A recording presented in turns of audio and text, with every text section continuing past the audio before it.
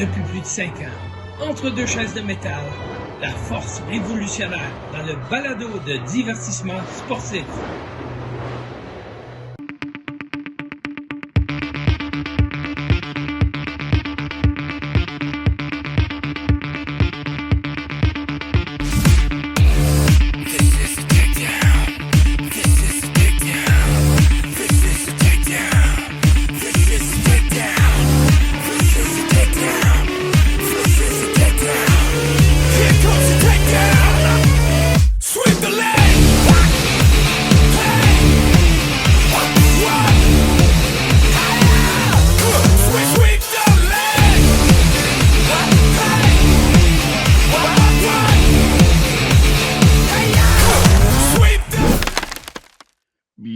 Podcast sur deux choses de métal. Le podcast est mis par moi, Marco, et l'encyclopédie de la lutte au Québec, TJ Holiday.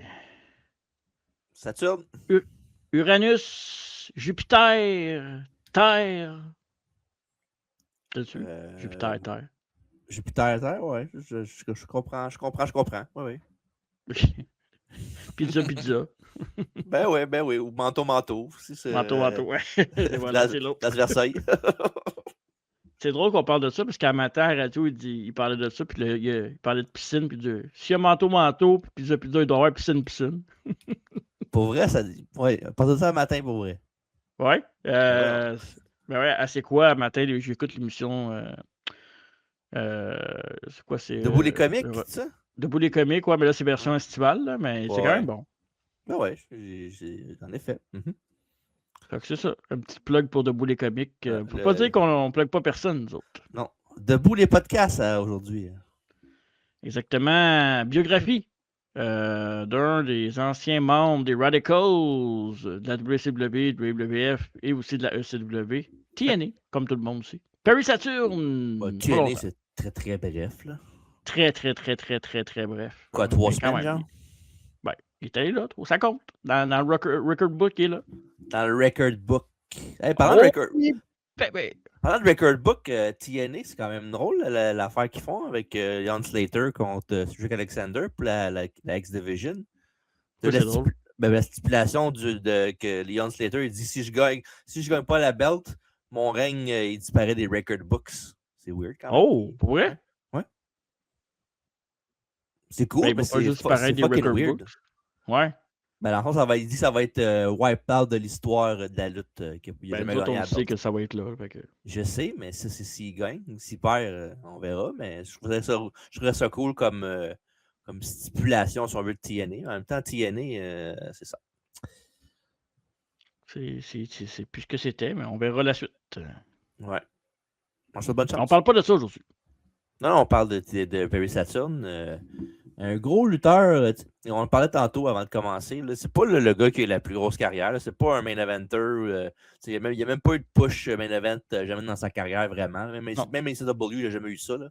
Fait que, non, mais il fait des bonnes choses quand même. On va en parler tantôt. Mais avant ça, évidemment, il faut parler des podcasts qui sont passés dans la semaine. Il y en a eu pas mal. Le 500e épisode avec Kevin Brien.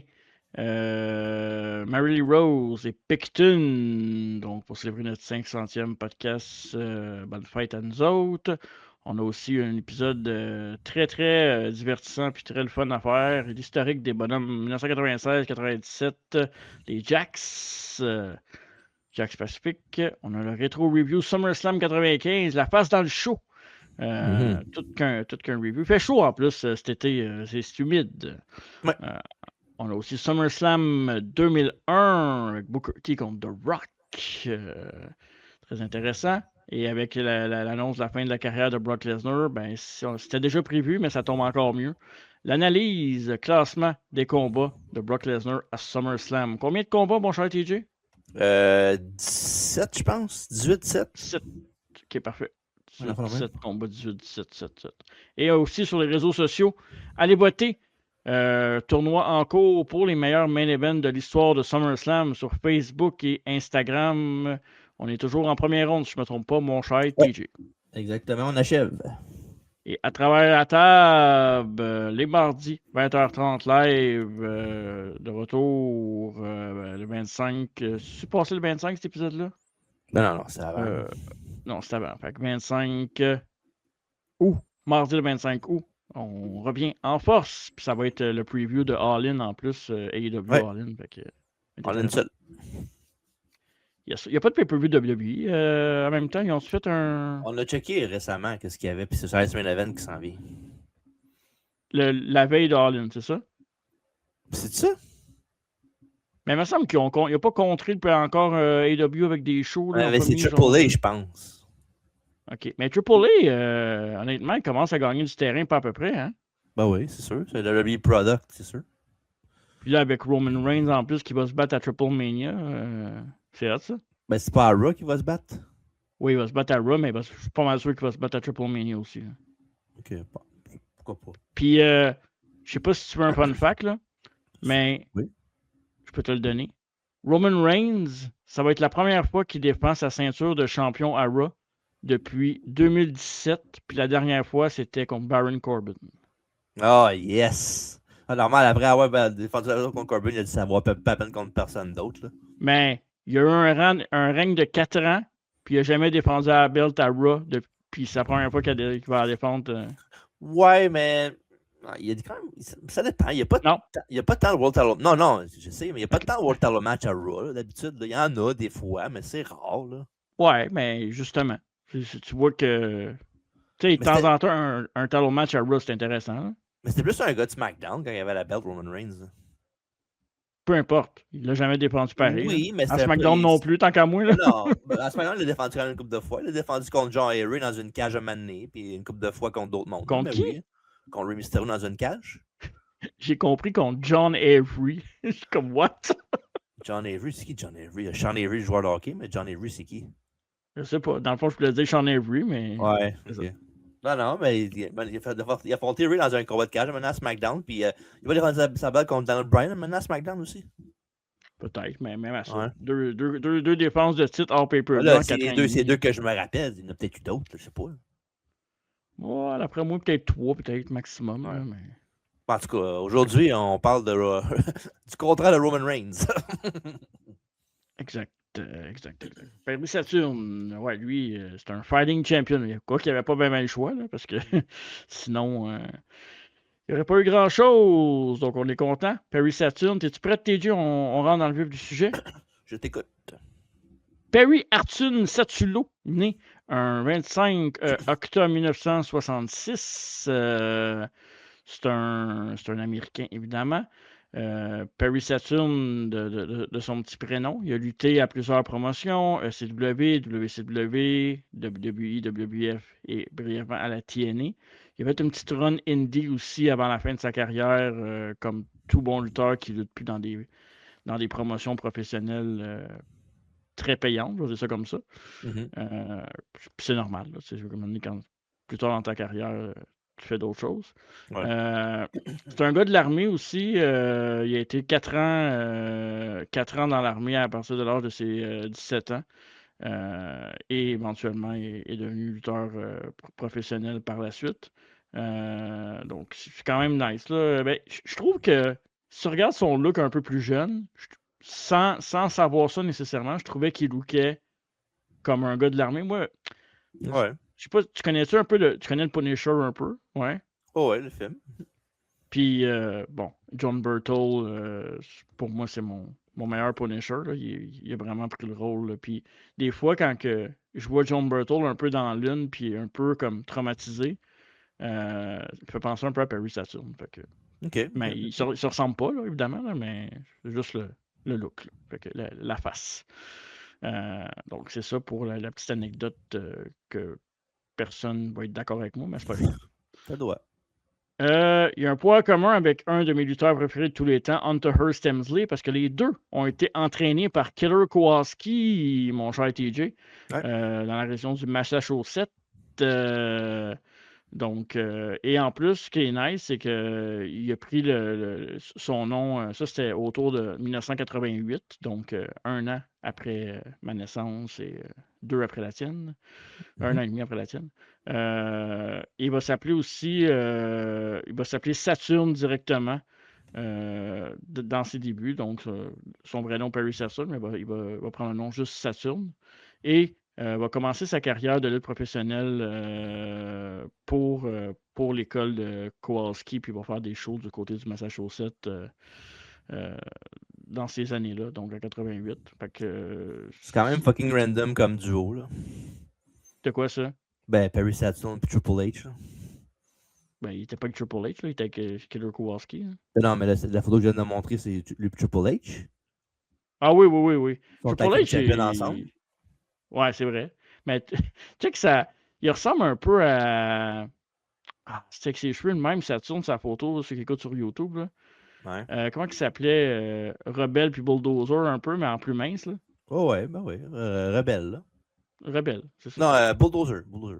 Plus Bulldozer, ouais. Rebelle, c'était pas la même coupe de cheveux, je pense. Rebelle, c'est les cheveux rasés. Il a les cheveux rasés, Rebelle? Ben oui. Il y a juste Bulldozer qui lutte encore, hein. Rebelle lutte plus. Non, les deux luttent encore. Ils ont fait un time match il n'y a pas longtemps ensemble. Ah, ok.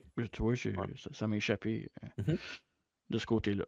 Donc, et au début, il était plus considéré comme un light heavyweight. Là. C'était un gars de Cruiserweight Division. Puis il avait gagné justement la IWF Light Heavyweight Championship. Donc, il luttait surtout du côté de New England. Après ça, il a fait des tournées au Japon. Il a lutté pour la New Japan Pro Wrestling, évidemment, en 93 aussi.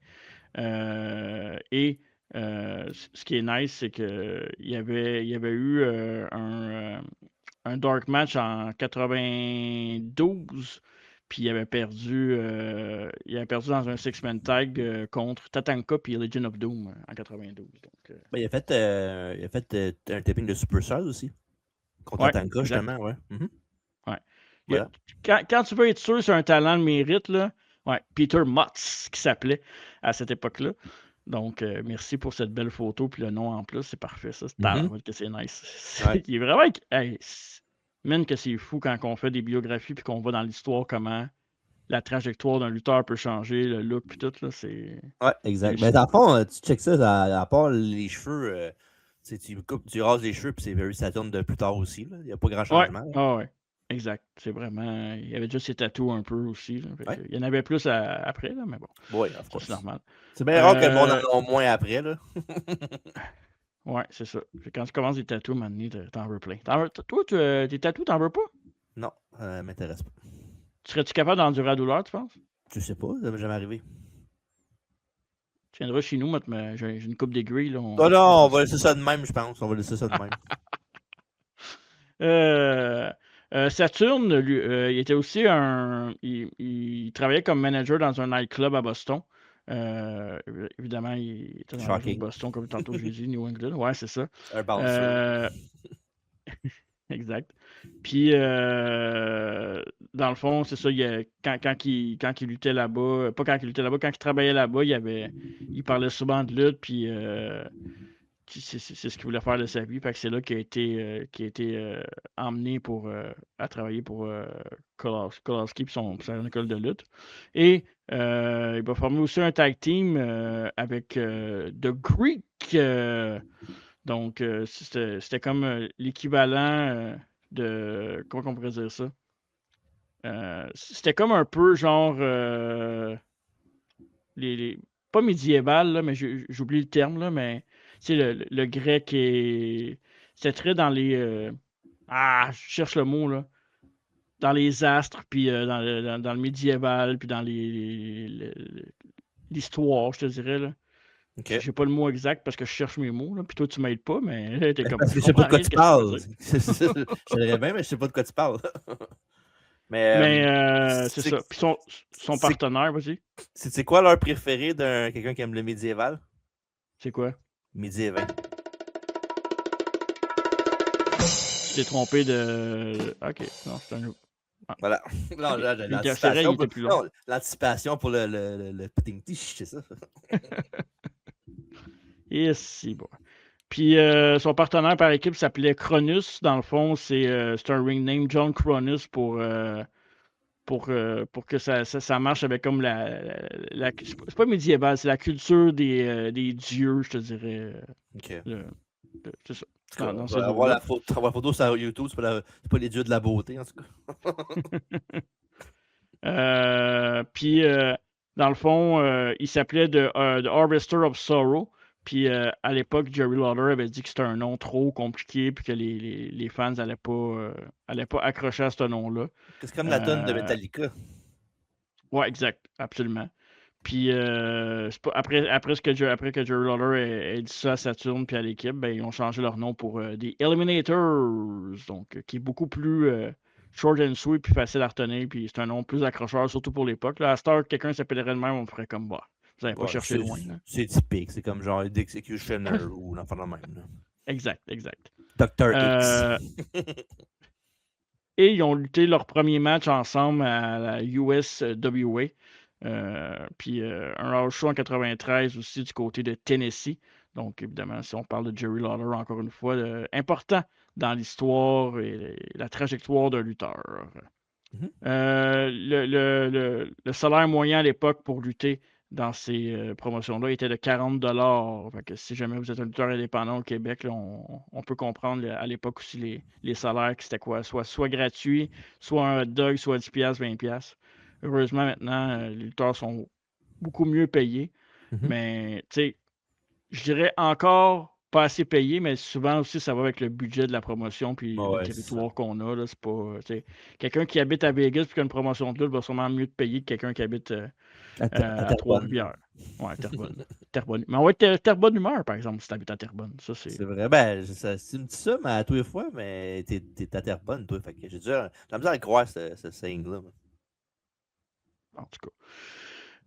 Eliminator ont gagné le championnat par équipe en 94 en battant Eddie Gilbert et Brian Christopher, tiens, le fils de Jerry the King Lawler. Donc, c'est ça. Ils ont quand même gardé, ils ont gagné ces titres-là en mai, puis ils l'ont perdu en juin, qui ont été défaits par PG-13.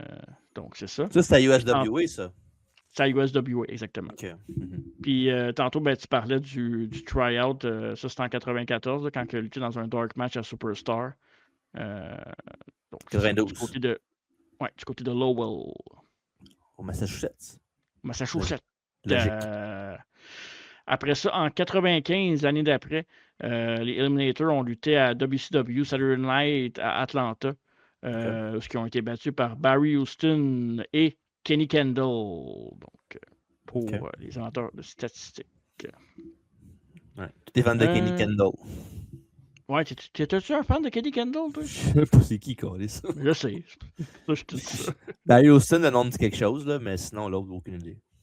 Il doit venir du Texas, le Barry Houston, de toute façon, non? Ouais. Ou soit ça, ou ben la BTB-Témiscamingue, les deux.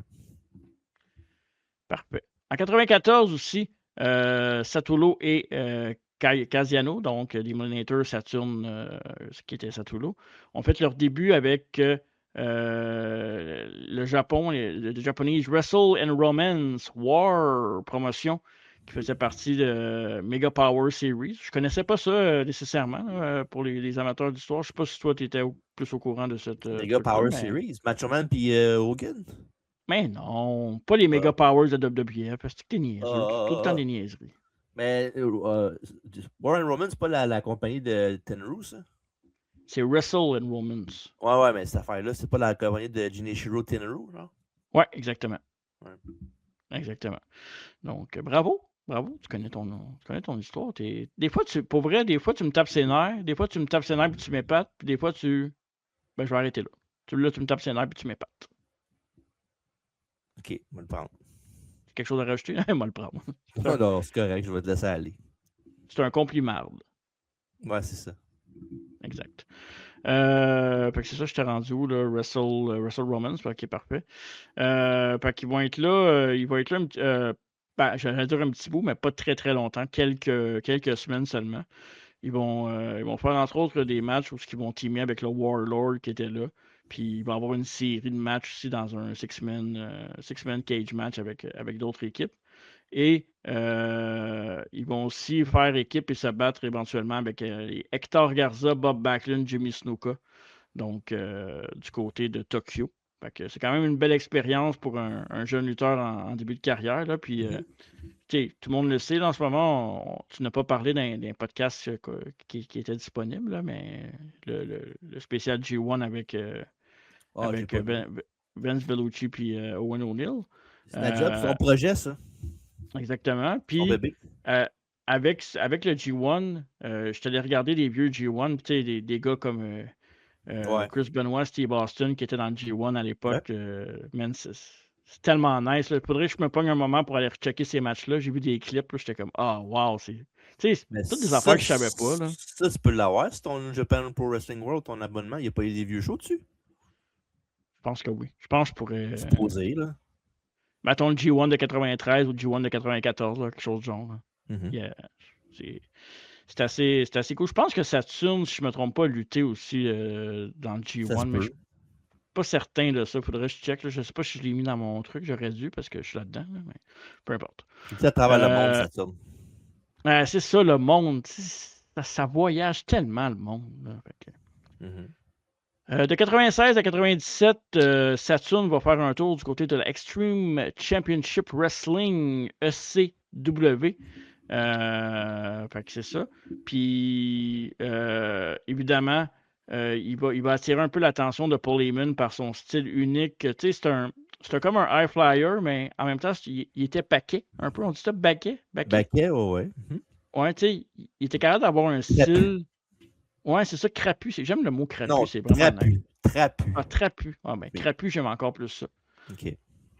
Mais il est un peu dans le même style que Taz, là. Saturn, la seule différence entre Taz et Saturn, c'est que Saturn, il est plus light heavyweight, là. Beaucoup plus mobile, là. Beaucoup plus mobile que Taz, ouais, c'est ça. Mais la carrure est à peu près pareille, là. Ouais. Il se ressemble un peu. Taz est un petit peu plus, plus musclé, plus trapu. Il est plus petit. Plus petit aussi, hein. Mais, quand t'es plus petit, puis ça paraît plus quand t'es gros, quand t'es petit. C'est vrai, ça. Moi, je suis grand, puis ça paraît pareil. Parfait. Pas grand, mais grand. Tu sais, assez grand. Average size. C'est ça, exact. Puis, Eliminator ont été engagés par Heyman avec un plan en tête aussi du côté de la ECW parce qu'ils vont affronter les Steiner Brothers du côté de la ECW en 95. Mais il va abandonner vite l'idée de l'équipe Eliminator. Parce qu'il voulait donner une gimmick de sadomasochiste du côté de la ECW. Puis finalement, ils ont plus été une équipe qui était dure à arrêter, là, une équipe quasiment imbattable à l'époque. Fait que, durant le temps qu'ils ont été là. Ah, puis il y avait leur finish était cool aussi. C'était pendant que je pense que c'est Saturn faisait un balayage de jambes, genre karaté un peu. Là, pendant que l'autre faisait un gros spin kick d'en face, là, c'était malade. Là. Un spin kick. C'est tellement beau quand c'est bien fait. Là. Total Elimination s'appelait le finish, puis c'était parce que quand je jouais Stars le calais, c'était Total Elimination! Puis il était managé aussi par Jason Knight à l'époque. Ouais, un peu, ouais, en effet. La ECW là, pendant un petit moment. Ils ont quand même capturé, ils ont quand même été champions tag team à ECW en 96 et 97 in and out. Là. Ils ont affronté des teams comme le Gangster, les Pitbulls, qui étaient managés par Francine aussi à l'époque. Public Enemy. Hein? Public Enemy. Exact. Puis c'est Francine qui avait elle avait coupé les cheveux de Francine. Francine avait coupé les cheveux de Saturne aussi. Elle avait shabé la head. C'est à partir de ce moment-là qu'il avait eu sa coupe bald par après. Ben, en fait, il n'y a pas une coupe bald au début, il y a eu la coupe rasée, puis après ça, il y a eu la coupe bald. Ah, parce que bald, c'est pas vraiment une coupe, là. Ben, non, c'est vrai, il n'y a plus de cheveux. C'est pas une coupe de cheveux, ça n'a plus. Ben, oui puis non, c'est quand même... Non, dans les faits, c'est comme une coupe, parce que tout le monde dit « Hey, t'as la coupe bald », mais c'est pas une coupe. T'as tout coupé ce que t'avais. T'as plus rien, t'as coupé les ponts. T'as coupé les cheveux puis les ponts. T'as coupé tout avec des ciseaux. C'est ça. Puis dans le fond, le pourquoi que ça avait rasé les cheveux, c'est que je sais pas si tu connais le film, là, mais c'était pour un peu imiter le caractère de Woody Harrelson dans Natural Born Killer, qui est un excellent film. Là, allez voir ça si vous n'avez pas vu ça. Le cinéaste en moi vous le conseille, évidemment. T'as déjà vu ça, ouais? Ben non, mais je sais quoi. OK. C'est vrai que tu t'écoutes rien, à part Écoute, Family Guy, là. ben, hein, c'est quoi le rapport? J'écoute pas Family Guy. Là, j'ai pas écouté ça. Non? Ben, j'ai écouté ça quand j'étais plus jeune, oui, mais j'écoute pas ça, là. J'écoute beaucoup. J'écoute pas mal plus des affaires sur YouTube que des émissions, là, à cette heure, là. OK. Mhm. Après ça, Saturn qui a été trainer aussi à la ECW House of Hardcore avec Taz puis Mickey Whipwreck, entre autres. Qui eux autres, ils disaient que Saturn, c'est un gars qui était très, très drivé, très respectueux de la business, puis qu'il y avait une bonne base de lutte technique puis high flyer. Là. Fait qu'un mélange, un mélange de lutte, puis il avait amené Saturn pour aider les jeunes talents à l'école de lutte House of Hardcore. Donc, quand même très nice. Après ça, en 97, plus tard en 1997, mi-année 97, il va se tourner le ACL. Donc, c'est ça. Puis, dans le fond, il a fait ça quand il s'est planté sur la béquille en faisant un kick à Big Dick Dudley. Puis sans faire exprès, ben, il s'est comme pété à gueule sa béquille de Big Dick Dudley. Fait que c'est ça. C'est tourné le ACL à partir de ce moment-là. Ça va le mettre out of action pour quasiment un an complet. Puis il va retourner en action un petit peu plus tard dans l'année d'après. Puis ils vont faire une storyline où ils veulent reformer un peu les j'ai oublié le nom de l'équipe, là, mais. Eliminators. Les Eliminators! Puis Saturn va refuser de les reformer. Puis pas longtemps par la suite après, ils sont rentrés en négociation avec la ECW, Saturn et Paul Heyman. Puis ben, on sait ce qui est arrivé pour la plupart des gens qui ont négocié avec la compagnie fin 97, pas loin de 98. Ben, les fonds n'arrivaient pas, ils n'ont pas eu leur cash. Fait qu'il a décidé de partir et quitter la compagnie de la ECW. Un bref passage à la ECW, mais a quand même été un tag team dominant avec un règne respectable aussi. Fait que... Oh, absolument. Ça a été quand même un gros morceau de la compagnie pendant une couple d'années, le peu de temps qu'il était là. Mais pour vrai, puis il était cool. Là, pour vrai, il avait un bon look. Puis comme je disais, le finisher était nice. Là. Ouais, il a fait ses dents à la ECW comme plusieurs lutteurs. Malheureusement pour lui, c'est ça. Il ne peut pas faire ça aujourd'hui, par exemple, malheureusement, Perry Saturn. Je savais que tu allais faire la blague, fait que je te souhaite de la faire tout de suite. Ouais, ça va être fait. Ça. Attends. Mais, heureusement pour lui, c'était pas la seule compagnie de lutte à l'époque. À part la ECW, il y avait la WCW et la WWF, évidemment. Il va se tourner du côté de la World Championship Wrestling où fans comme nous de l'époque, c'est à ce moment-là qu'on va le connaître et le découvrir un peu plus. Surtout pour moi, là, CW, j'écoutais pas tant le produit à l'époque non plus. Là. Donc, mais c'était pas accessible bien. Exact. C'est Terry Taylor qui va offrir la job à Saturn, qui était vraiment impressionné par son talent dans le ring, sa discipline et surtout ses bumps. Il aimait comment Saturn scellait ses bumps. Fait que, il a décidé. Il faut savoir aussi que Terry Taylor, c'était un agent de la WCW à cette époque-là, en 97. Donc, il va l'engager et il va débuter le 8 septembre de cette même année. Il va affronter Billy Kidman, qui avait été out of action pendant quelques temps parce qu'il s'avait blessé au genou. Fait que c'est ça. Puis lui et Kidman, ben, éventuellement, vont joindre The Flock. Une Hill Stable. Fait que ça, The Flock, on en a parlé un peu aussi avec la biographie j'allais dire de Blaven, de Raven. C'était quand même nice. Il y a eu plusieurs personnes dans la Flock pour rappeler aux gens. Là. On a eu Stevie Richards, on a eu Van Hammer, on a eu Horace Hogan, on a eu Canyon, Scotty Riggs, Lodi. Lodi, ouais, en effet. Sick Boy. Ouais, c'est ça. C'était qui l'autre? C'était Reese. Reese vient de le dire, c'est ça. Ouais. On parle pas de palette de chocolat quand tu parles de Reese, hein, c'est ça? Ben non, il faudrait pas. J'adore ça, les Reese. T'aimes ça pour vrai? Ben, j'en prends une quasiment à toutes mes pauses le matin à ma job. Pour vrai? Mais c'est vrai que c'est bon. C'est bon en tabarnak. Moi, là, je suis avant, quand j'étais plus jeune, c'était une barre Mars. Il n'y avait rien de mieux qu'une barre Mars. Mhm. En vieillissant, j'ai 2 options. Je vais soit que la caramel de temps en temps, puis quand je tanné de la caramel, je reviens vers la Reese. Moi, c'est en site, là, c'est Reese, puis Butter Peanut, puis Henry Butter Peanut aussi est très bonne. Henry Reese, Butter Peanut, les deux ensemble, là, c'est très bon. Puis je suis bien aussi Kit Kat Chunky. Ah ouais, t'es un gars de Kit Kat Chunky, toi.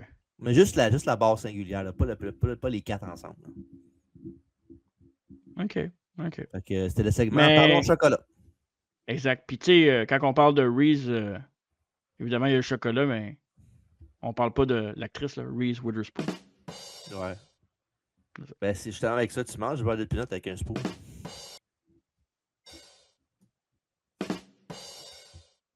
OK. Ouais. Je suis déjà tanné. Puis en passant, je suis en train de checker ça vite fait, mais je pense pas qu'on a fait Raven encore. On l'a fait bientôt. On l'a pas fait, Raven? Non, on l'a fait bientôt. Je pense que c'est la prochaine qu'on fait. Wow! Non, pas la prochaine, l'autre d'après. Mois d'octobre. Tu dis, c'est la prochaine de suite? Non, pas de suite. On peut pas le dire. Ben, le mois prochain, je peux donner un indice. Le mois prochain, le mois de septembre, c'est le WCW Month. Fait que c'est un gros nom de la WCW. Ça doit être un lutteur, d'après moi. Non, on fait la biographie de Mark Madden. C'est qui Mark Madden? C'est pas Mark Madden, le commentateur vers la fin qui était là, le gros. Là. Ah, c'est pas genre. Tu peux pas faire du. Mais c'est vrai qu'il était gros. Là. En tout cas. Ah ouais, Pas d'accord avec ça. Je t'ai pas insulté, toi. Calme-toi, arrête de défendre le monde de ton peuple. Là. Dans la flock, la stable Hill, Raven, qui était le leader de cette flock-là, avait fait référence aussi à l'enfance difficile de Saturne qui s'avait fait battre par son beau-père à l'époque. C'est un peu comme ça qui a attiré, je te dirais, Saturne dans sa flock parce que c'était comme une culte, là, dans le fond, là, une secte, là, un peu à la Wyatt. Là. Donc, fait que c'est ça, il prenait les faiblesses des personnes avec lui, puis il prenait ça à son avantage. Donc, tout à son honneur. Oui, absolument, oui. Mais c'est à son honneur parce que grâce à Raven, Saturn est devenu champion de la télévision en battant au mois de novembre, nul autre que Disco Inferno. Par contre, il ne va pas la battre longtemps, il ne va pas la garder longtemps, 1 mois. Puis il va la redonner après ça à Disco Inferno dans le rematch. Donc, bon. Mieux que rien. Ouais, c'est vrai que c'est mieux que rien. Ouais. Quand même dans le record, lui, on ne pourra pas l'effacer. C'est pas comme Leon Slater. Ben, à moins qu'il fasse un match prochainement à TNA pour que son règne compte pas. Là. Ça serait malade. On va partir un nouveau trend. C'est fun que Roman fasse ce combat-là aussi. Non, Roman, c'est le meilleur. Je pense que Roman est passé en avant de Cena, là. Je m'excuse, là, mais. Puis, moi, je pensais jamais de ça de ma crise de vie, là. Mais let's go, LA Knight. Il était écœurant, les Knights, hein? Je suis avec toi. Yeah! Juste contre Roman, par exemple. Ouais, correct, il gagnera pas pareil. Ben, je sais bien, là, c'est sûr. Pas grave. En 98, Saturn va commencer une rivalité avec Glacier. Fait que là, vous voyez un peu le trend de la carrière de Saturn. Rien de sexy jusqu'à date. Quoi? Qu'est-ce que? Ben non, je suis d'accord avec toi. Ok, parfait. Fait que c'est ça. Après ça, c'est ça. Qu'est-ce que j'allais dire? Ouais, c'est ça. Glacier, dans le fond, la storyline, c'est que Saturn faisait le super kick, puis Glacier aussi. Puis là, il disait qu'il avait plagié, il avait plagié sur lui, puis. Faudrait pas que ça soit à la lutte moderne, surtout là, il capoterait. Fait qu'il y avait eu comme une histoire autour de ça. Écoute, c'est très excitant. Ouais. Mais c'est drôle, je verrais pas ces gars-là faire une rivalité de même avec Shawn Michaels à WWF pour un super kick. Je pense pas que ça marcherait. Ouais, je pense pas que ni Glacier ni Saturn gagneraient contre Shawn Michaels. Même les deux ensemble ne gagneraient pas. Puis, dissension a eu un petit peu dans la flotte un petit peu plus tard dans cette rivalité après Glacier. Il y avait un combat contre Ben Hammer, un autre membre de la flotte. Puis là, le perdant devait quitter la flotte. Donc, Raven kické out Ben Hammer de la flotte. Puis Saturn a remporté le match. Par contre, tout de suite après ça, Raven et Saturn ont commencé à avoir leurs problèmes ensemble. Donc, éventuellement, il va faire un babyface turn contre la Flock. Mais avant de parler de l'affaire de la Flock, parce que pendant qu'il était avec la Flock, il y avait quand même eu des gros matchs. Là. Il avait quand même lutté contre. Okay. Il était quand même contre dans TV Double Picture avec Booker T et Rick Martel. Il y avait quand même il y avait une mini-feud avec Goldberg, là, où il faisait souvent des matchs contre lui dans un show qui aidait Goldberg à prendre la lutte. J'avoue que quand il mangeait le Spear Saturn de Goldberg, c'était malade. Là. Ouais, il s'affrontait une couple de fois, puis c'était des bons matchs là, avec Saturn. C'est un des gars qui, au début, avec Goldberg, qui s'ajustait à son style, puis Goldberg prenait des bombes pour Saturn. C'était pas juste des squash. Là. Ouais. Ça, c'est dans le temps que Goldberg faisait son moonsault sur place, là? Ouais, ben, il faisait ça en fake-out un peu, là, ouais. Puis il avait fait... C'est lui qui a fait le premier match. Il avait-tu fait un match au Power Plant avec Saturn, justement, là, un de ses premiers matchs qu'il a fait? Ou je me trompe peut-être de lutteur, là, mais... Peut-être en pratique, je sais pas. Ouais, c'est ça. J'avais vu une histoire de même là-dessus, là, que justement, Saturn... Ouais, t'as bien fait de me mentionner, j'avais jumpé le Billy Gunn un petit peu là-dessus. Il avait pris son aile pas mal, Saturn. Goldberg? Ben, Goldberg s'est fait prendre son aile par Saturn, là, qui l'a aidé un peu là, dans les premiers mois. Là, parce que Goldberg, ça fait pas longtemps qu'il luttait dans ce temps, ça fait peut-être même pas un an. Là, fait que... Il s'est fait garocher pas mal. Il était au Power Plant, mais il s'est fait garocher pas mal dans WCW, Goldberg. Puis Goldberg contre la Flock, c'était bon. Là, avec le match mené contre Raven. Là, Raven's Rule, c'était malade. Là. Ouais. Mais pour vrai, Raven... On en parlait maintenant ce combat-là à Goldberg et Raven. C'est bon, on fera ça bientôt. Mais pour vrai, Raven, je sais qu'on n'a pas fait sa biographie encore. Là, je veux pas. J'ai pas dit ça. Je sais, j'ai pas dit ça plus tôt dans le podcast. Là, mais il a fait beaucoup Raven. Je trouve que c'est un personnage important dans le monde de la lutte. Tu sais, pour vrai, là, si c'était pas de Raven, on n'aurait probablement jamais parlé des Van Hammer et compagnie là, en partant. Je trouve que Saturn. C'est un peu à cause de la Raven Flock puis de la Flock que Saturn a pris comme un peu plus de brillance puis que ça l'a permis peut-être d'aller des Radicals après. Puis, tu sais, je veux dire, c'est comme un peu la poussée qu'il y a eu pour aller les Radicals qui l'a mené à WWF éventuellement avec les Radicals que quand c'est arrivé puis quand il faisait des matchs avec les Radicals ensemble un peu plus tard, c'était quand même un big deal. Pas dans le sens main event, mais il était proche là, des main events. Là. Il était correct, ouais. Pour vrai, c'est une équipe qui aurait pu. C'est une stable qui aurait pu faire un 3-4 ans ensemble, puis ça m'aurait pas dérangé. Il était bon lutteur. C'était vraiment des top guys dans le ring. Là, Absolument. Mais ils ont échappé ça. Mais la Flock, là, je ne veux pas trop en parler parce qu'on va en reparler plus avec le leader éventuellement, mais ça a duré combien de temps, ça? Ça a duré. Peut-être un an et demi, peut-être. Ouais, un petit peu moins. Un an. Ouais, un an, c'est long quand même. Là, dans le checker pour le fun. Je suis curieux. C'est peut-être un petit peu plus que ça. C'était pas genre. Ben, je pense que c'est un an et demi, honnêtement. Parce que Raven's Flock, au départ, ça a commencé à ECW. Là. Parce que c'est là que ça a commencé sa faction. Là. Fait que, tu sais, il y avait C. Richards, il y avait Chastity aussi qui était là, la sœur de Raven, dans les Starline. Ouais. C'était pas sa vraie sœur? Non. Ben, je pense pas, là. C'est comme une ceinture de chasteté, mais c'était la Raven de chasteté. Il était en 95 à ECW, après ça en 97. Parce que ça, le Raven's Flock, au début, c'était le Raven's Nest à ECW. Puis, ça a commencé... Ça a été fondé en 80... On va dire ça. Histoire... non, pas ECW. Je veux World Championship Wrestling. En haut 97, puis ça a terminé le 13 septembre 98 à Fall Brawl. Ouais. Fait que c'est ça, un an après. Ben oui, parce que justement, tu parles de Fall Brawl, mais c'est là que je m'en allais après. Là. Ouais. Dans le fond, quand ça a explosé un peu entre Saturn et Raven, ils ont eu justement ce match-là à Fall Brawl qui était un match Raven's Rules match, là, donc hardcore match, là, si on veut. Raven qui est accompagné de Canyon puis Lodi dans ce combat-là. Puis si Raven, en fait, si Saturn gagnait, la Raven Flock était free. Était dissoute.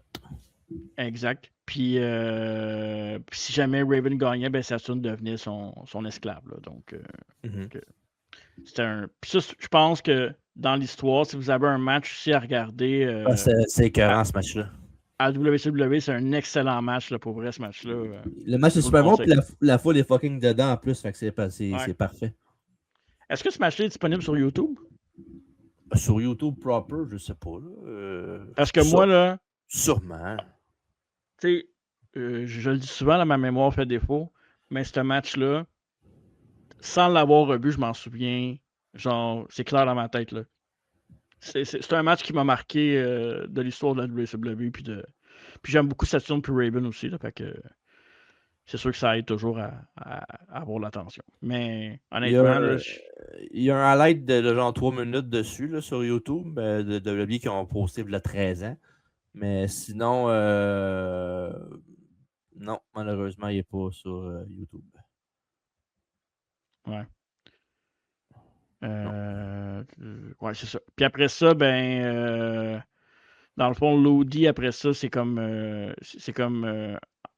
Il a comme challengé Saturn plus tard pour défendre Raven, si on veut, parce que lui, il n'était pas d'accord à aller à ce qu'il soit free, parce qu'il était vraiment attaché à Raven. Fait qu'il y avait une stipulation. Il avait pété les doigts à Saturn, me semble, à un moment donné dans le storyline. Là. Pour vrai? Ouais, ben il avait pogné les doigts puis il avait snappé. Tu sais, qu'est-ce qu'ils font souvent, qu'est-ce que Peyton faisait avant? Elle faisait. Ah, ok. Ouais.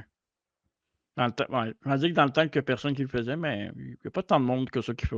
C'est moins pire que la chop sur le poteau. Là. Ouais, c'est ça. Ouais, c'est ça.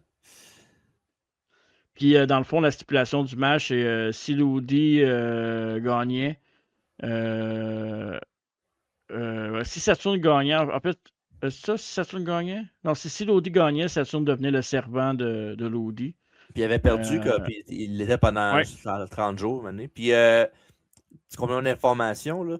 Le match en tant que tel, Raven contre Saturn à Fall Brawl n'est pas disponible en solo, mais le show complet a été posté par WCW Vault il n'y a pas longtemps. On a accès. C'est ça. Ah, parfait, ça. Fait qu'aller voir ça, pour vrai, ça vaut la peine. Ben, même Fall Brawl en tant que tel, là, je peux regarder vite. Là, j'ai la carte pas loin. Là. Ben, c'est le match, le Fall Brawl avec le War Games avec 3 teams dedans. Là, le team WCW contre team NW contre team Wolfpack. Là. Ouais. On a Rick Steiner contre Scott Steiner aussi. Ouais. Il y a Jericho contre Goldberg. Il n'y a pas Disco Inferno contre The Cat, genre? C'est ça? Non, c'est Norman Smiley contre The Cat. Okay. Puis Dean Malenko contre Kurt Hennig. Mais dans cette carte-là, il y a 3 matchs qui finissent par soit un no contest ou un DQ. Je sais que Steiner contre Steiner, dans le fond, je pense que c'est un match où genre, il fake que l'autre est blessé. Là. C'est un no contest, en fait, ouais. Ça a duré genre 5 minutes 30. Là, ouais, c'est ça. Il fake qu'il est blessé pour que Rick il baisse sa garde, évidemment. Puis à part le premier match puis le match de Raven Saturn, il y a juste le Wargame, là, qui évidemment c'est 20 minutes. Là. Tout le reste, c'est en bas de 5 minutes. Puis Jericho Goldberg, ça a duré 1 minute 15. Là, ouais. C'est un des pas mal les pires Wargames qu'ils ont eu. Là. En plus. Fait que, finalement, allez juste voir le combat de Saturn Raven qui vaut la peine cette carte-là, vraiment. Là. Ouais. À voir. Fait que c'est ça, oui, il a carrié ses bagues après ça à Loki pendant un petit bout. Puis il y avait aussi dans le fond, Lodi avait utilisé Saturn pour éventuellement battre des ennemis de la flotte. Fait que c'est ça. Mais dans le match à Fall Brawl, Billy Kidman il vient aider Saturn à gagner à la fin. Mais parce que Kidman il était dans Flock, mais il était parti. Ouais. Puis parce que dans Flock, il était tout le temps en train de se gratter, puis il était habillé bizarre. Mais il avait aidé Saturn à gagner le match. Puis, ouais, exact. Puis tu parlais tantôt de briser les doigts. Là. Je pense que ton histoire que tu disais, ben, c'est ça, c'est que il y avait eu un match, c'était Riggs contre Saturn. Puis dans le fond, Saturn a gagné le match clean. Puis il a refusé que Raven avait donné comme ordre de briser les doigts de Riggs. Puis après ça, c'est Raven qui a brisé les doigts de Saturn. Donc, c'était pas. C'était avec l'aide de Lodi, mais c'était pas directement Lodi. C'était avec Raven. OK. Puis, petite update de SmackDown. C'est pas une grosse update, c'est pas grand-chose, mais oui, c'est quand même cool. Tatum Paxley a fait son début. Ouais. Je voulais pas le dire tantôt, je l'avais vu, là, mais. Ouais. OK. Tant mieux. Elle est avec Charlotte puis Alexa Bliss. Bliss. Ouais.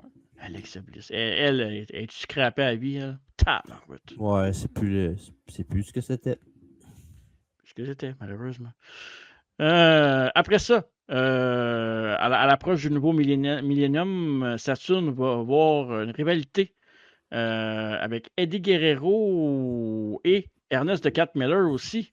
Donc, en début d'année 99 pour se rendre jusqu'à l'année 2000.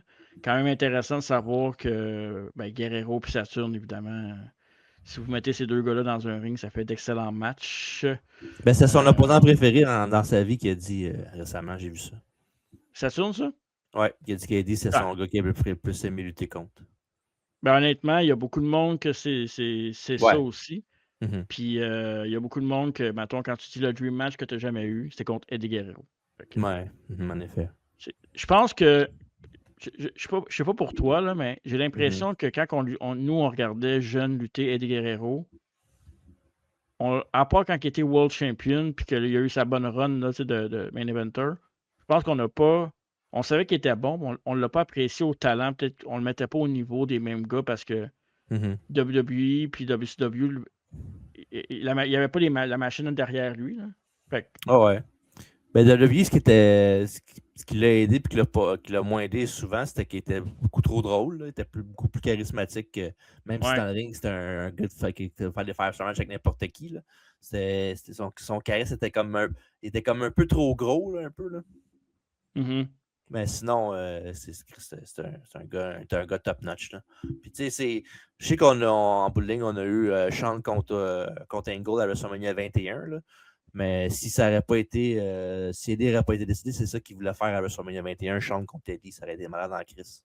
Puis il aurait pu facilement le faire l'année d'après aussi à WrestleMania 22. Ouais, ça aurait été sick. Ouais, je pense que ça aurait été peut-être un des meilleurs matchs de l'histoire. Absolument, 100%. Main à terre. Main à terre, main dans le dos. Après ça, après cette quick rivalité-là, une rivalité quand même un peu plus importante pour Saturn avec nul autre que Chris Jericho. Et évidemment, Saturn backé up dans le ring et Jericho aussi. Mais les promos, je me souviens, puis j'ai vu des clips aussi par rapport à la biographie de Saturn, mais les promos de Chris Jericho, pour vrai, là, il a vraiment, comme on dit, cuisiné Perry Saturn dans ses promos, puis il a fait vraiment un bel job pour. Je sais qu'il l'accusait aussi d'être. Il pleurnichait tout le temps comme une fille, puis qu'il était jamais capable de. Puis justement, la fameuse genre insulte, t'es comme une fille du collège un peu, là. Fait que ça avait mené à un match que, genre, ma foi, même aujourd'hui, ça a été peut-être un peu le début du déclin de Perry Saturn sérieux dans le sens que je pense que quand la WWF l'ont eu après, il y avait peut-être ça en tête pour la fin de sa carrière WWF, ou peut-être pas non plus, mais c'est de quoi qui a marqué quand même l'imaginaire, le combat de la jupe, là, quand Saturn a perdu et a été obligé de porter une jupe. Là. Oui, absolument. Ben, après ça, le pire, c'est que après ça, je pense que c'était pour un mois qu'il fallait qu'il porte la jupe ou je sais pas trop. Puis il l'a porté pour beaucoup plus longtemps que ça parce qu'il aimait le look. Là. Ouais, c'est ça. Puis il y a un look un peu dark, un peu. Pas égocentrique, mais excentrique. Puis Rocky le pire, c'est Picture que. Show, genre. Ouais, exact. Puis tu sais, le peu là-dedans, c'est que Saturn, c'était pas le meilleur talker. Là. Au micro, c'était pas. Il parlait plus avec son look que d'autres choses. Il faisait la job, mais sinon, c'est ça. Puis ça, je me souviens, je l'avais, moi, son bonhomme de lutte avec la jupe. Il avait sorti une figurine. C'était WCW qui avait sorti avec la jupe, c'était WWF? C'était Toy Biz, je pense. C'était Toy Biz. Fait que cette jupe-là, il l'avait. Elle était cool quand même, je l'aimais bien, moi. Ouais. Je pense que Tu parles. La jupe, que je savais pas si c'était un cas comme ça. Mais non, mais le bonhomme, je suis sûr qu'il est disponible. Il doit être disponible sur eBay, le bonhomme de ça, j'imagine. Là. Penses-tu? J'ai goût de l'acheter. Attends, on va aller voir. Mock. Un peu. On va aller voir pour le fun. Moi, quand on parle de bonhomme, tu le sais, là. À date, j'ai pas fait de folie, là. Non, t'as survécu l'épisode Jack Specific, là. Ouais. Mais tu vas voir, on s'en reparlera hors d'onde, là. J'ai une nouvelle mentalité à cette heure, fait que... Et boy. En tout cas, si la modalité c'est que t'achètes plus rien, là, je te crois pas. Mais non, j'achète rien. Ouais, c'est ça. C'est quoi? Ça serait Saturn WCW Torbill, c'est ça? Ouais. Je devrais l'avoir. Ok, je l'ai. Ouais. 71 piastres canadiens. Mock, 56 canadiens. Il y a le shipping. Avec la jupe, là. Avec la jupe, ouais. Ok. Ah. Mais le shipping est cher, par exemple. Ouais, c'est ça qui fait que c'est. Ah, puis ça venait pas juste avec la jupe, ça venait avec une poubelle verte aussi qui se pliait, là. Oh, ouais, il y a souvent des objets dans des affaires de WCW. Ouais. Ouais. Mais pour vrai, le look est quand même nice, là. Tu sais, Ah ouais. c'était pour ridiculiser, mais je pense qu'il en a fait quasiment une marque de commerce personnel qui a réussi à rentabiliser, là. C'était pour montrer à Jericho comme quoi qu'il s'en fout de que tu m'humilieras pas. Là. Ça va prendre plus que ça. Fait que, Ouais, ça va prendre 2 jupes pour m'humilier.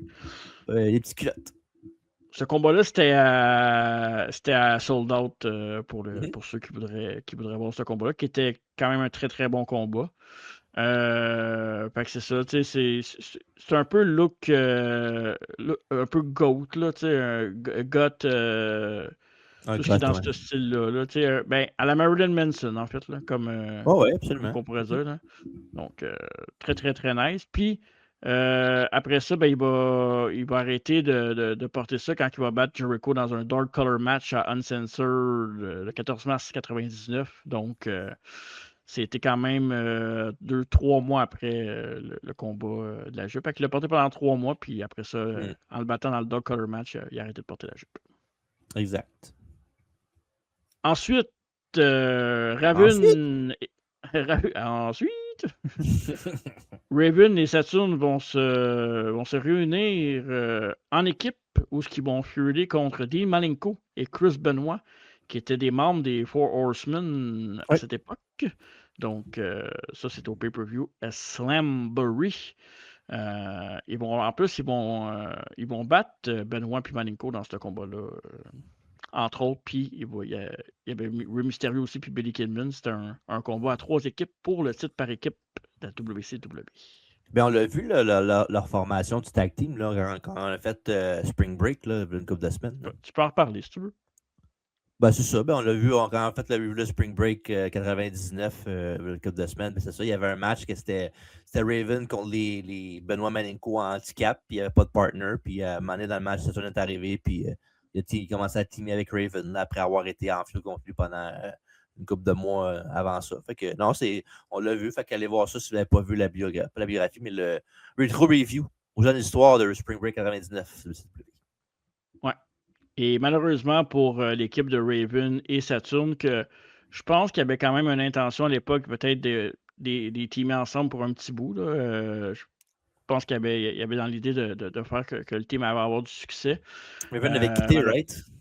Non, Raven s'était blessé ouais. à cette époque-là, puis c'était Canyon qui avait remplacé Raven pour défendre les belts, puis il avait perdu les belts contre Bigelow puis Page. Il était avec Bigelow puis Page pour. Ouais, le New Jersey Triad. Exact. Ça, on en a parlé, par exemple, dans la biographie de. Le DDP, l'année passée, c'était la biographie du mois de septembre. Exact. On a fait une biographie sur Canyon, je pense pas, mais on a fait un épisode où on a parlé de Canyon, je pense. Dark Side of the Ring. Dark Side of the Ring. Tabarouette que t'es bon. Tout de suite, là, je te donne un sujet, puis pop. Tout de suite. Ouais. Pop. Toi, à ce soir, je te donne tes fleurs. Parfait. C'est tout? T'as rien d'autre à dire? Merci. T'as une minute, là. J'ai-tu un soundbite pour toi, là? Merci. Donc, c'est ça. Et après ça, qu'est-ce que j'allais dire? Ouais, c'est ça. Après que tout ça s'est arrivé, puis que le Canyon s'est fait betray par. Après que ça tout se fait betray par Canyon, il va se mettre en équipe avec Chris Benoit pour essayer de reprendre les ceintures par équipe aux mains de Bigelow et Diamond Dallas Page. La crasse. Alors, on ne l'a pas dit tantôt. C'est un truc ça faisait un bout qu'on n'avait pas dit, ça. Ben, c'est parce que quand on le dit dans une phrase, qu'on continue notre phrase, c'est ça qu'on peut pas vraiment le dire. Là. Ouais, c'est ça.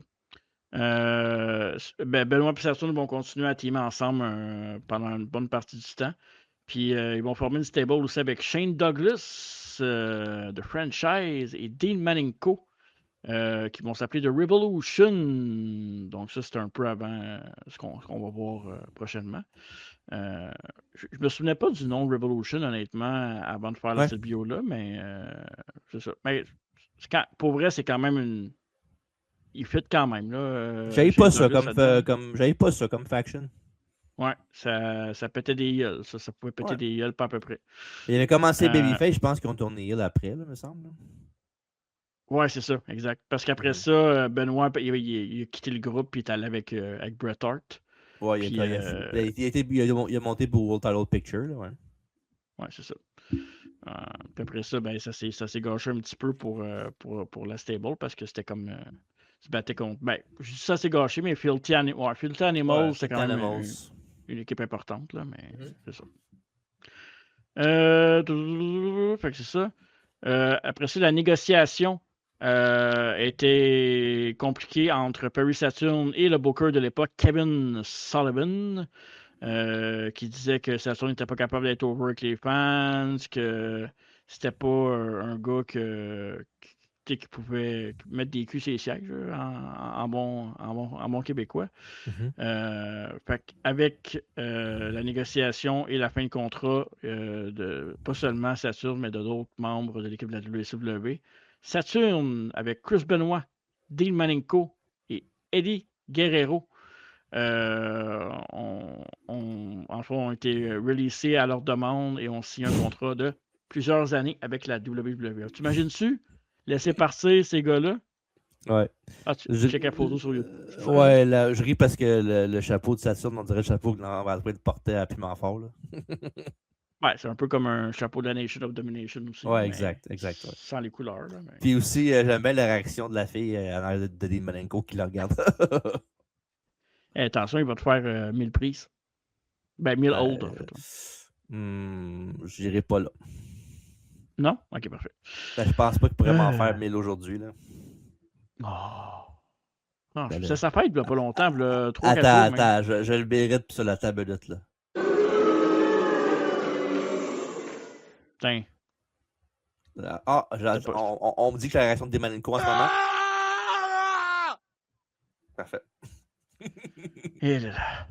En 2000, Benoit, Guerrero, Saturn et Dean Malenko vont faire leur début à la WWF avec le nom de Radicals. Le 31 janvier 2000, durant évidemment l'Attitude Era, vont apparaître en première rangée de l'épisode de Raw.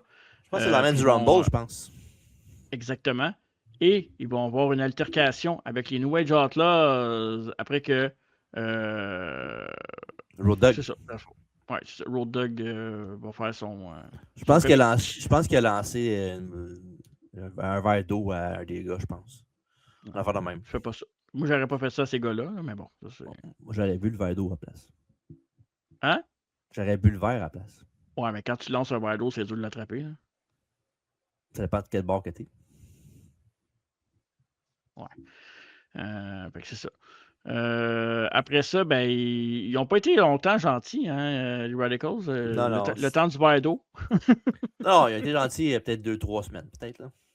C'est ça. Mais après ça, ce qui est arrivé, c'est qu'ils étaient là comme dans la storyline, c'est des amis personnels de Cactus Jack qu'ils avaient amenés là pour aller voir le show puis tout. Puis après, quand il y a eu l'altercation avec les Outlaws, ils sont fait kick-out de l'aréna par Triple H et Stephanie, qui était à l'époque le McMahon régime, là, qui était ensemble là, au début de leur association ensemble. Là. Puis il avait dit avec eux autres, puis il avait chassé les Radicals du show puis tout. Puis au SmackDown, après ça, il y a eu quelque chose comme quoi qu'il fallait qu'il gagne deux matchs sur 3. Puis s'il ne gagnait pas 2 matchs sur 3, il était viré. Puis après ça, je pense que ça. Il y en a un qui a gagné son match. Je pense que Malenko a gagné, je ne me trompe pas. Eddie, dans son match, c'est lui et Saturn contre les Outlaws, puis s'est pété le bras sur son Frog Splash. Là. Eux qui font perdre le match. Puis le main event, c'était Triple H contre Chris Benoit, puis Benoit avait perdu. Shocking, contre Triple H. Puis c'est ça. C'était son année, là. Ouais, ça doit. C'est dans son année, elle attend de parler, c'est en 7. Mais ouais, ça, puis à Raw, après ça, genre, ils ont fait leur goodbye, puis tout. Puis après ça, il y avait Cactus Jack dans le ring, puis Triple H est arrivé, puis il a dit finalement, les gars, je vous engage, puis ils sont tous tournés contre Foley, puis ils l'ont attaqué. Ouais. Ils ont dit, tant qu'à pas, if you can beat them, join them. Fait que c'est ça. Comme ça, il y a eu des jobs, ils sont tournés, puis. Je pense que la soirée-là, c'est un gros 10-man tag qu'il y a eu à Raw. Là. Je pense que c'était quoi? C'était le Rock, les Too Cool, Rikishi, puis Cactus Jack contre les Radicals, puis les Triple H. Ou c'est X-Pac, Triple H, Benoit, Malenko, puis Saturn. Non, les c'était pas là. Mais contre Malenko, Saturn, Benoit, Triple H, X-Pac. Puis contre Too Cool, Rikishi, Cactus Jack, puis The Rock. Puis c'était un assez gros match. La foule était investie dedans au bout. Puis ça finit à la fin qu'il y a genre un gros beatdown. Puis Kane fait son retour avec Paul Bearer. Tu sais, quand Paul Bearer portait sa veste rouge. Là. Kane avait-tu le saut rouge dans ça, ou le saut noir avec les rayons? Non, il y avait le saut rouge. C'était son retour. Puis, son retour, je pense qu'il était là avant. Là. Il a juste fait un comeback. Ce soir-là, puis il avait attaqué tout le monde à la fin du show. Puis c'était vraiment des bons segments de Raw, là, overall, de l'histoire. Mais ce qui est plate avec les Radicals, c'est que c'est un groupe qui aurait pu être badass, mais ils ont comme pas eu la chance vraiment de se faire valoir. Puis ils étaient comme un peu là en même temps que DX aussi. Là. Fait que, la DX de Triple H, c'était l'Ascension. Fait que c'est un peu ça aussi qui a stoppé, je pense, l'Ascension, parce que on va se dire les vraies affaires. Si les Radicals sont poussés comme n'importe quel gars qui est proche de la compagnie et qui est buzz, ces 4 gars-là, peut-être Saturn, c'est le moins. Ben non, tu prends-tu Saturn ou Malenko en premier, mettons, dans un push de compagnie? Tu prends qui, toi? Ben là, j'ai pas le choix de prendre un des deux. Ouais, moi je prends Malenko, je pense, par exemple. Ben, Malenko, mais c'est pas. Disons que ça serait bas dans ma liste de priorité, mettons. Là. 3B, mettons. Hein. Bon, plus que ça, 6, 7. Ah, mais ils sont 4. Ils sont 4, mettons. Là. Ah, des 4? Ouais. Ben ouais, mais c'est ça. C'est sûr que si tu fais ça en ordre, c'est Benoit, Guerrero, puis après ça, les deux autres, ça peut être. Ah non, je prends Guerrero avant Benoit, moi. Ouais, mais qu'est-ce qu'on sait là? Oui, là, je sais bien, mais. Non, pas à cause de ça. Non, mais Benoît était big en Christ, Chris Benoît, là. Oui, je sais, mais. Eddie, c'est la fin de sa run qui l'a beaucoup aidé, là. Non, mais mettons, là. On est avant les événements, là, puis on sait ce qu'on sait de tout le monde là-dedans, dans le sens que, in-ring, Eddie peut t'emmener bien plus loin que son charisme que Benoît. Benoît, à un moment donné, il y a une limite, là, il y a ses matchs, mais tu as une limite, tandis qu'Eddie peut faire les deux. Il peut faire le bon match, puis peut... Oui, mais en même temps, il faut que tu prennes le compte aussi qu'est-ce qui se passe backstage. Guerrero, il y a des problèmes de boisson, puis de oui, mais ça, enlève ça, là, mettons. Enlève tout ça, là. Ben, moi, je pense que je prends Benoît. Tout le monde est clean. Je pense que je prends Benoît pareil. Là. Ah ouais, pour vrai? Ouais. OK.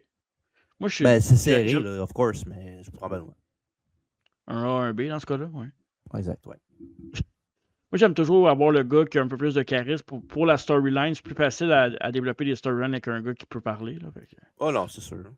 Mais Benoît pouvait parler, là, c'est juste que c'était pas... il fera pas pouvait parler, puis il pouvait faire ça aussi. Ouais, c'était pas The Rock, ouais. Allez voir sur YouTube, ça vaut la peine. Ouais, ben je ne vois pas qu'il y a un moment précis où ce qu'il fait. Là. Checker ses matchs, je vais le voir à Mané. C'est souvent quand il manquait son headbutt. Ouais, c'est ça. Benoît, ça va être le premier à quitter le groupe des Radicals, malheureusement. Mais il avait kick-out. Non, c'est à l'amiable. Il avait fait ça de façon... Non, il avait attaqué les 3 parce qu'il avait le choix entre lui et Eddie, puis c'est ça. Puis ça, c'était quelqu'un qui avait sa rivalité avec Jericho, c'est ça? Il y a comme... Non, c'était un peu, mais plus Angle que Jericho. Là. Angle, ok, ouais, c'est ça. Okay, ouais. Puis quand les trois qui restaient, évidemment, vous connaissez un peu l'histoire de ce qui est arrivé par la suite. Là. les 3 Radicals qui restaient ont éventuellement la rivalité contre Too Cool puis China dans des six-man woman tag. Puis c'est ce qui va mener à éventuellement la romance entre Mami, China puis Eddie Guerrero qui va C'est faire ça des que. duos Ouais, improbables. c'est ça qu'il a splitté Guerrero avec les deux autres. Puis après ça, les deux autres ont resté ensemble un petit peu en équipe, mais une couple de mois, mais sinon rien d'extraordinaire. Là. Non, vraiment pas. Ça n'a pas été. Puis ça a juste, ils ont juste été genre. Puis là, après, il n'y a pas eu de raison nécessairement notable. Il n'y a Ouais. pas eu d'hill turn sur personne. Puis, Non, je pense pas. ouais, c'est ça. Saturn, par la suite, après son histoire avec les Radicals, a été dans la division Hardcore pour la plupart du temps. Il va y avoir une rivalité avec Crash Holly, qu'on aimait bien dans la division Hardcore pour les moments comiques. Sinon, des altercations ici et là avec Malenko et Guerrero aussi. Puis éventuellement, par contre, ils ont fait un sacré bon match aussi. Là, on parlait de match solide. Là. C'était Guerrero, Malenko, puis Saturn. Puis c'était du côté de Judgment Day pour le titre européen. Là. Un triple threat, ouais. Triple threat. Si je me souviens bien, le match était bon. Y avait-tu duré. Je veux juste aller revoir parce que. Je Je me mélange entre 2 matchs. Là. OK. Ah, c'est ça. Ben, il n'a pas été si long que ça, le match. Là. Il était genre 7 minutes 56, mais. Mais le match que tu te trompes peut-être, c'est on a fait Fully Loaded 2000 il n'y a pas longtemps, puis c'était ça, c'était Saturn contre des Guerrero dans One-on-One. Ouais, c'est ça. C'est peut-être celui-là que Ouais. je me trompe. Mais le match n'est pas mauvais, là, le three-way dans mes souvenirs, Ok. parce que vous savez que ceux qui écoutent le podcast depuis Day One, Judgment Day puis Backlash, c'est mes 2 pay-per-view Surtout Backlash. surtout Backlash que je connais le plus, là, Mhm. mais que je me rappelle le plus là, pour des raisons que j'ignore. Mais bon, mon cerveau est fait comme ça. Ouais. Donc, c'est ça. Mais le match est quand même solide, sauf que Guerrero va dans le match à Judgment Day, Guerrero va remporter avec évidemment l'aide de China pour conserver le titre européen à ce moment-là. Plus tard, ça c'est quand même un pairing assez bizarre. Perry Saturn va être rejoint par la très vieille Terry Reynolds. C'est pas fin ça. Moins peu que Debra, là. Attends, c'est pas fin. Le pire, c'est que je dis ça, mais elle a 59 ans. Genre, Aujourd'hui? Elle est proche de 60 ans. Ouais. Ça fait pas longtemps, je pense qu'elle a eu 60 ans. À quel âge Trish? Je suis pas fan. Trish a 45, je pense. Pas plus que ça? Ah, c'est plus conservé. Là. Ça, c'est le yoga, puis le yoga chaud, puis le yoga froid, puis tout ça. Là. Ça garde en forme. Ouais. Elle, c'est le yoga, toi, c'est le yoga. C'est pas si drôle, mais à cette heure-là, c'est drôle. Ben là, c'est quand même drôle, un peu. Là. Ah, quand même, pas peu. Attends, pas ma pire, pas ma meilleure, mais entre les deux. Exact. Trish à 50, fait que tu niaises Terry Reynolds, elle a juste 9 ans de plus que Trish. Ben, 9 ans, excuse-moi, mais en 9 ans, j'en ai fait des affaires. J'avoue quand même, c'est quand même un gros chiffre, 9 ans. Là. Mais bon. Ouais. Ouais. Ah, juste 9 ans de plus que moi. Si t'as 18 puis la fille a 11, 9 ans. Ah, ben là, attends, j'ai un sound effect pour qu'est-ce qu'il y a de dire là, à ta minute, là. C'est ça.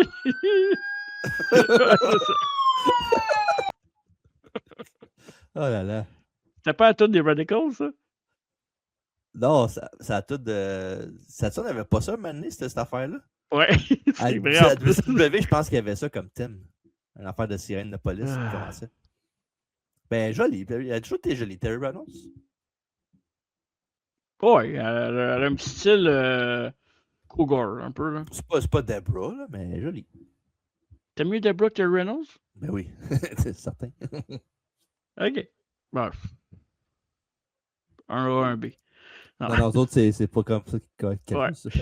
Ok, c'est bon. Fait que c'est ça. Dans le fond, c'est devenu sa petite amie à l'écran. Little She Devil. Exactement. Puis, c'est ça. Puis après ça, ben, Saturn est allé plus vers du côté de la ceinture européenne. puis t'en parlais tantôt, mais va finalement réussir à battre Eddie Guerrero au pay-per-view. Fully Loaded 2000. Puis après ça, ben, justement, Terry, qui était la petite amie de Saturn, elle va rentrer en rivalité avec The Cat. Et Saturn, lui, de son côté, va move on dans une rivalité contre All Snow. Puis on rit bien avec les personnages d'All Snow et Saturn. Ben, plus d'All Snow à cause de Ed, mais c'est un sacré lutteur, All Snow. Ouais. J'ai vu des clips de lui au Japon. Là, puis là, je suis fatigué avec le Japon, je sais, j'en parle tout le temps, là, mais je suis là-dedans. Fait que vous allez m'écouter. Toi et ton Clubhouse.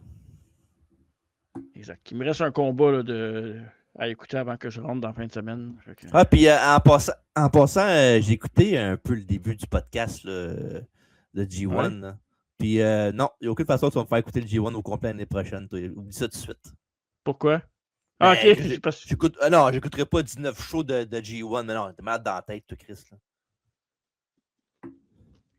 Ça reparle les demi-finales et la finale peut-être au pire, là, mais au complet, comme tu as fait, oublie ça. Tu n'as pas écouté le show complet? Non. Quel show? Ah, non, j'ai écouté le début, peut-être 10 minutes, puis j'ai arrêté.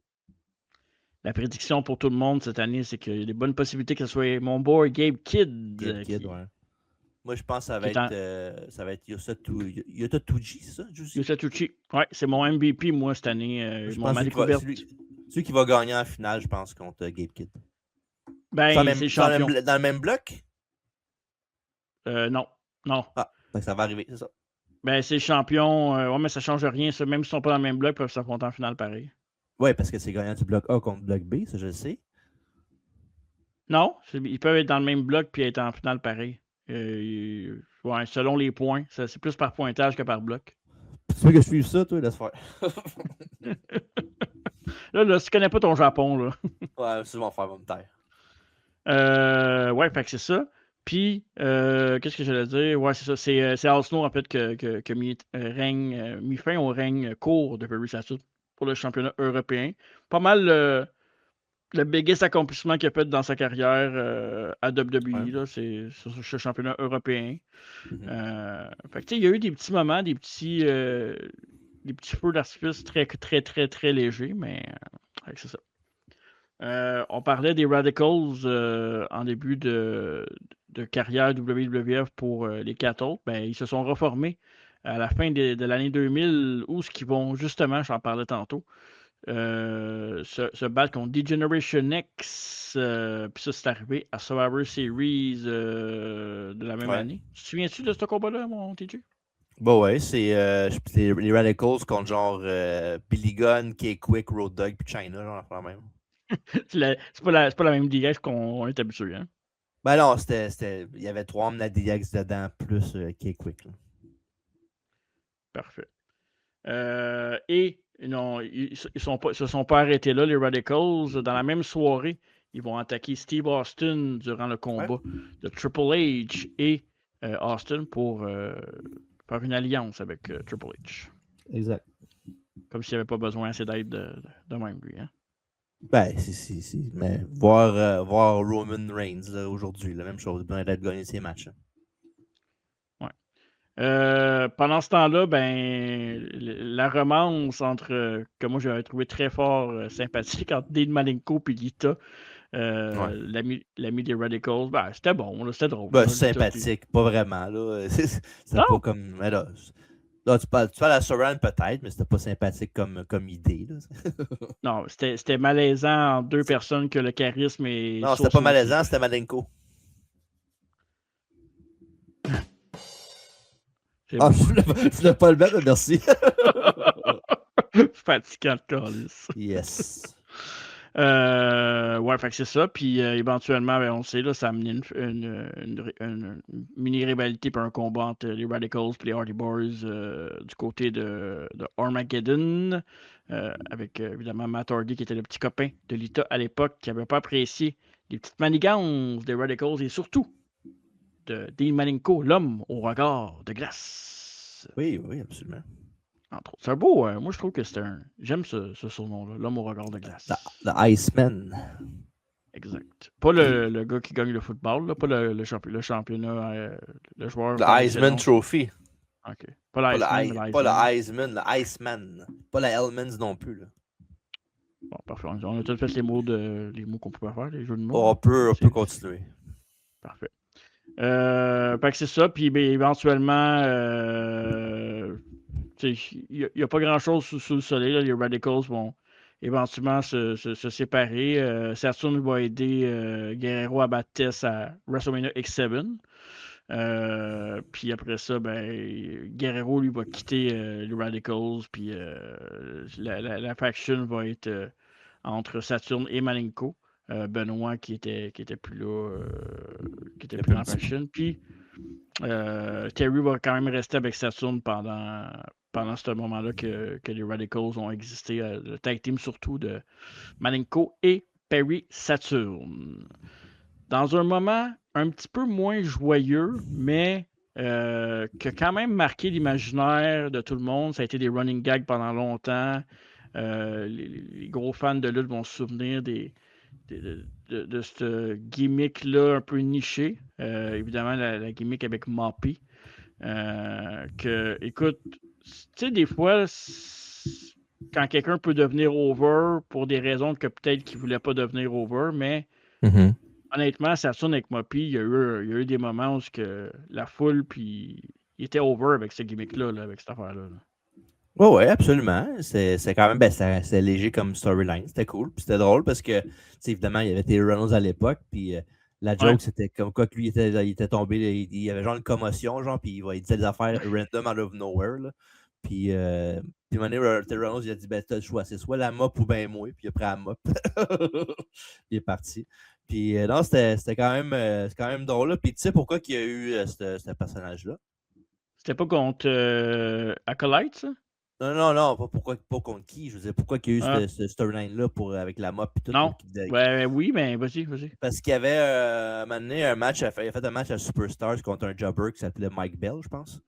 Puis pendant le match, il avait shooté contre lui parce qu'il avait manqué un hepta, ça venait dans le début du match, le gars, puis il était comme un peu tombé sur son cou un peu. Fait qu'il il a comme pogné le jobber, puis il l'a comme poundé, puis il l'a piché en bas du ring, puis le gars est tombé sur le cou en bas, tu sais. Fait que, ils l'ont comme donné ça pour le punir, comme quoi d'avoir pété les plombs dans le combat. C'est pour ça qu'ils ont donné une storyline comme ça pour lui. Puis c'est quand même cave que. Ben, c'est quand même pas cave, mais c'est quand même drôle qu'une affaire qui donne en punition, c'est une affaire qui était le plus over dans sa carrière. 100%. Puis, tu sais, après ça, tu sais, avec la mop, c'était un peu. On parlait de film tantôt, mais c'était un peu comme le Wilson de Castaway, là. C'était comme son Wilson. Puis évidemment, la phrase que tout le monde se souvient, la catchphrase, c'était You're welcome. Là. Il disait tout le temps ça à la fin d'une discussion ou quand quelqu'un y parlait. Là. Puis évidemment, chaque bon lutteur qui veut devenir over a tout le temps une catchphrase ou quelque chose qui est accrocheur. Fait que pour lui, ça a été ça. Mais oui, ça a été un des moments les plus. Est-ce que c'est le moment le plus over de sa carrière, c'était ça? Ouais, je pense que oui. Hein? Ben ça, puis si tu checkais WCW avec le match contre Raven, peut-être. Là. Ouais, c'est ça. Dans sa rivalité contre Raven, puis ça a été les deux, peut-être, moments iconiques.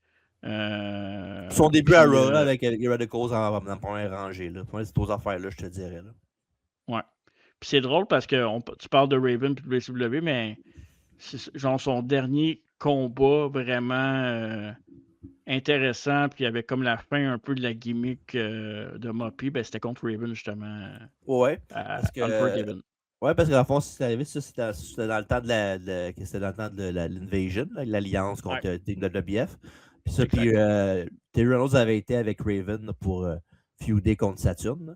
Puis il avait kidnappé Moppy, puis genre Saturn, il y avait sa photo sur ses peintes de lait. Là, oui. puis il était vraiment triste d'avoir perdu sa mop. Puis à un moment donné, il y avait un segment, je pense, à Rose, que Raven et Terry ont comme pogné la mop et l'ont mis dans un broyeur à bois. Là. pour tuer Moppy. Puis c'est drôle parce que dans ce segment-là, Raven, il fait genre le ventriloque. Là. Oh non! C'est malade. Wow. Puis, il avait parlé en vas-y, plus de ce segment-là dans ce show de qu'il a fait. Ça a l'air que le boire à bois, il fonctionnait mal, puis il fallait qu'il improvise sur le spot, puis qu'il était dans le tabarnak. c'était écœurant pour vrai. Ouais, vraiment. Puis après ce combat-là contre Raven, il a comme un peu droppé la gimmick. Ouais, il a phase out un peu. Lui, en général, tout court, on l'a pas vraiment vu par après. Là. Il était là que genre Non. pour genre Metal puis Jack, d'enfant de même, les shows d'avant, les shows des tapings d'avant Raw, d'avant SmackDown, mais sinon, il était Ouais, pas Heat, là. tout le temps Heat, ces présent. Ouais, c'est ça. affaires-là. Ouais, exact.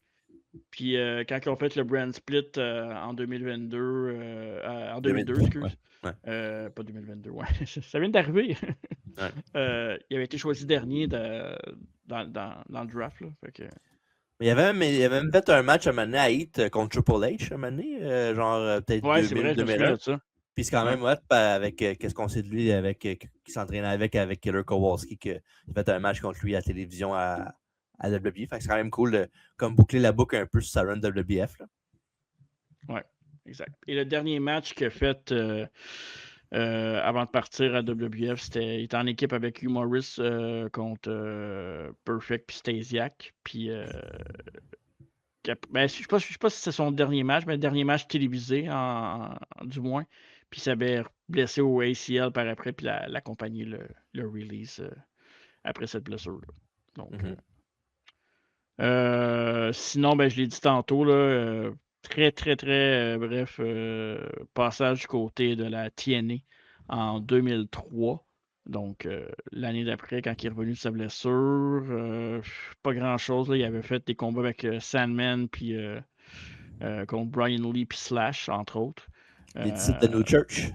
Exactement. Il avait battu les Harris Brothers aussi, puis c'est ça.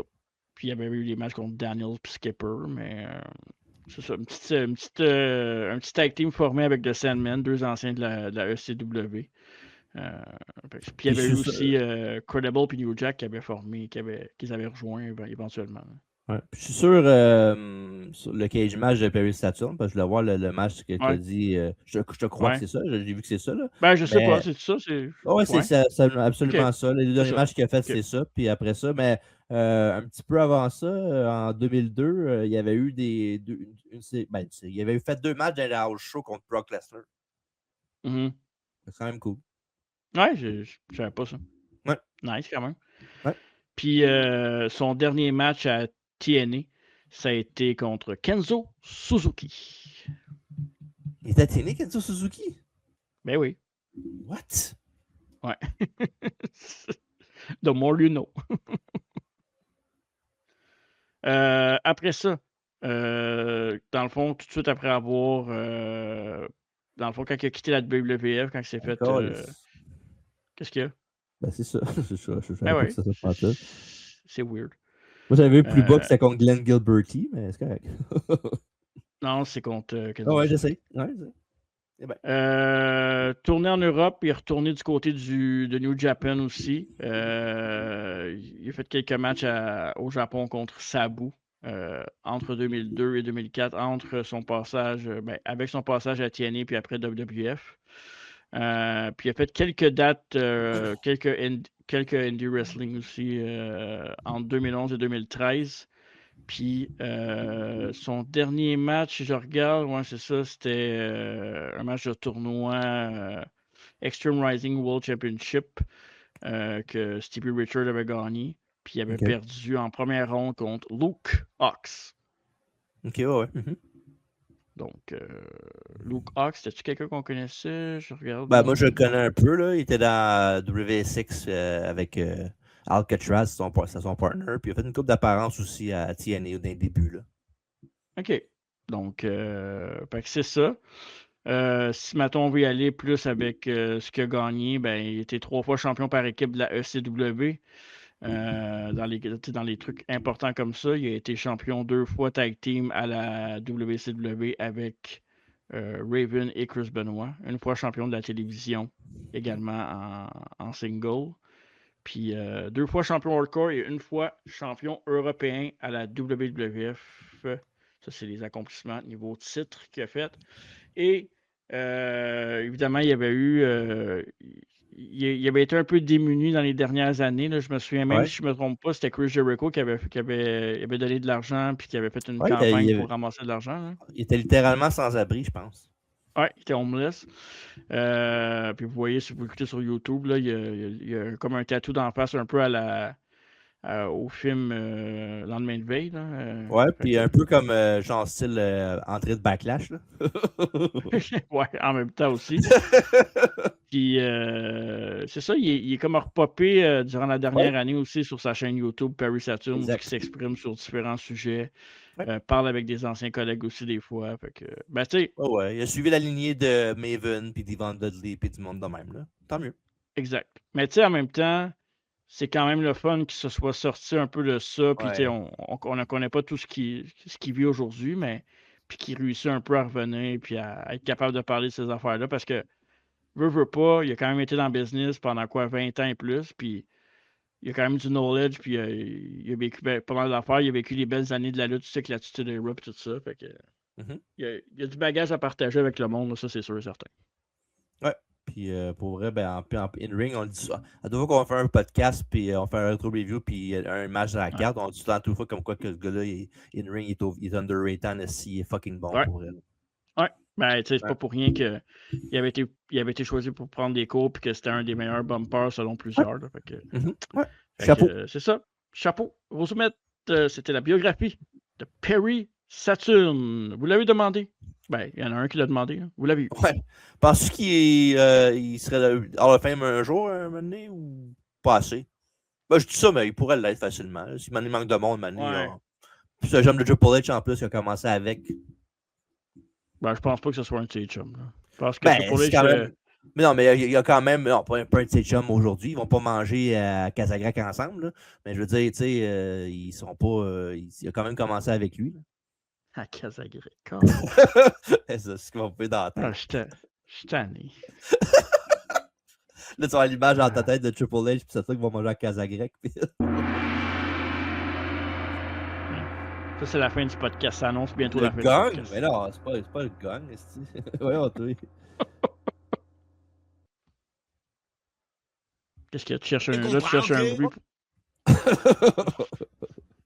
Bon, ben, c'est ça. Fait que merci d'avoir été là pour la biographie de Pio Saturne. Piero Fantasio Saturno. Perry Saturn, ouais, c'est ça. Allez écouter le 500e épisode accompagné de nos invités Picton, Marie Rose et Kevin Brillant.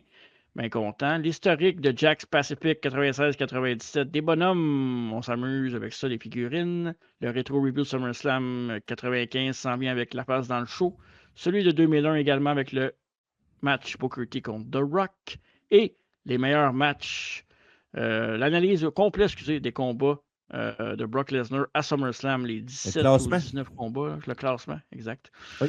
De Brock Lesnar. Et sur les sociaux, on lance un nouveau tournoi comme on fait à chaque année, on en fait 2-3 par année.